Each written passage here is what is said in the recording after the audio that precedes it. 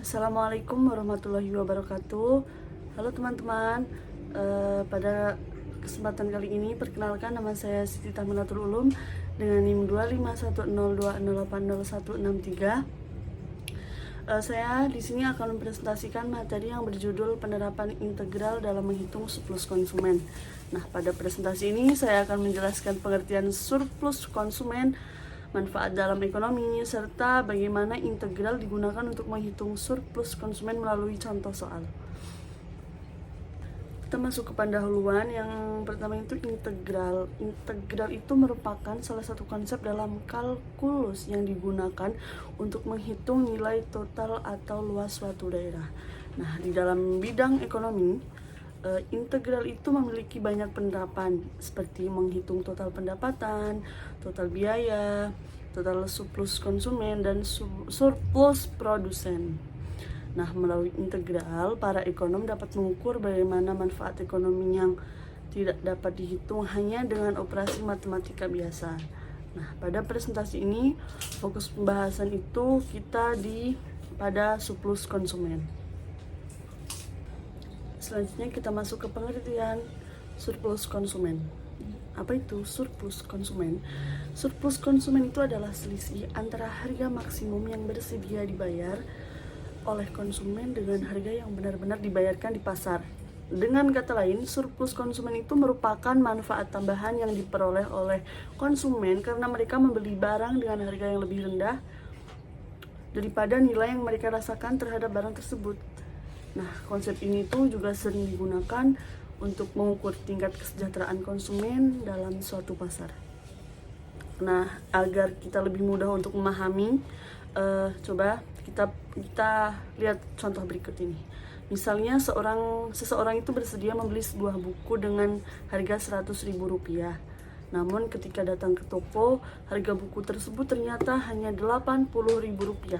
Artinya konsumen itu memperoleh keuntungan sebesar Rp20.000. Nah, keuntungan atau manfaat tambahan inilah yang disebut surplus konsumen.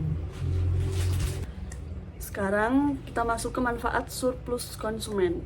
Nah, surplus konsumen memiliki beberapa manfaat penting dalam ekonomi. Yang pertama, digunakan untuk mengukur tingkat kesejahteraan konsumen. Ada yang kedua itu membantu pemerintah dalam mengevaluasi kebijakan harga, subsidi maupun pajak.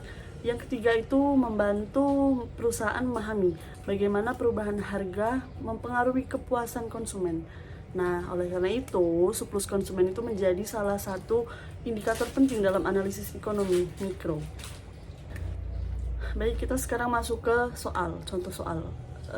Diketahui fungsi permintaan itu P sama dengan 100 dikurangi 2Q. Dan diketahui harga pasar sebesar 40. Nah, yang di sini yang ditanyakan adalah berapa besar surplus konsumen yang diperoleh. Baik, kita sekarang pertama melanjut ke langkah pertama itu menentukan jumlah barang. Nah, langkah pertama itu menentukan jumlah barang yang diminta pada harga tersebut. Nah, kita sekarang substitusikan harga pasar ke fungsi permintaan. Nah, 40 sama dengan 100 dikurang 2Q. Kemudian 100 dikurang 40 sama dengan 2Q, sehingga diperoleh 60 sama dengan 2Q. Maka Q sama dengan 30. Jadi jumlah barang yang diminta konsumen adalah 30 unit. Baik, di sini kita masuk ke langkah kedua, menentukan rumus surplus konsumen. Setelah memperoleh nilai Q, langkah berikutnya adalah menyusun rumus surplus konsumen menggunakan integral.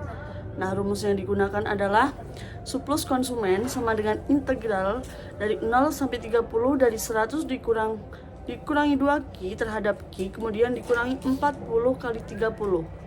Nah, integral itu digunakan untuk menghitung luas daerah di bawah kurva permintaan. Sedangkan 40 kali 30 menunjukkan jumlah uang yang benar-benar dibayarkan oleh konsumen. Baik, langkah yang selanjutnya itu langkah ketiga, menghitung integral. Sekarang kita hitung nilai integralnya.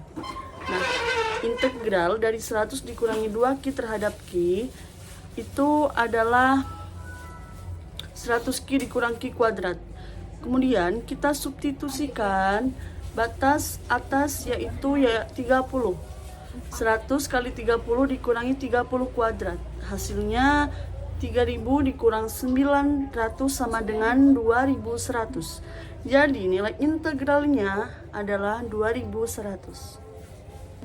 Selanjutnya kita melanjutkan perhitungan. Nah, selanjutnya kita kurangi hasil integral tersebut dengan total pembayaran konsumen. Total pembayaran konsumennya itu adalah 40 kali 30 sama dengan 1200, maka surplus konsumen sama dengan 2100 dikurangi 1200. Nah, hasil akhirnya itu adalah surplus konsumen sama dengan 900. Jadi, di sini surplus konsumen yang diperoleh itu sebesar 900-an uang. Baik, di sini kita lanjut ke interpretasi ekonomi. Apa arti dari hasil tersebut? Nah, nilai surplus konsumen sebesar 900 menunjukkan bahwa konsumen itu memperoleh manfaat tambahan dari transaksi yang dilakukan. Nah, hal ini terjadi karena harga pasar lebih rendah dibandingkan harga maksimum yang sebenarnya bersedia dibayarkan oleh konsumen.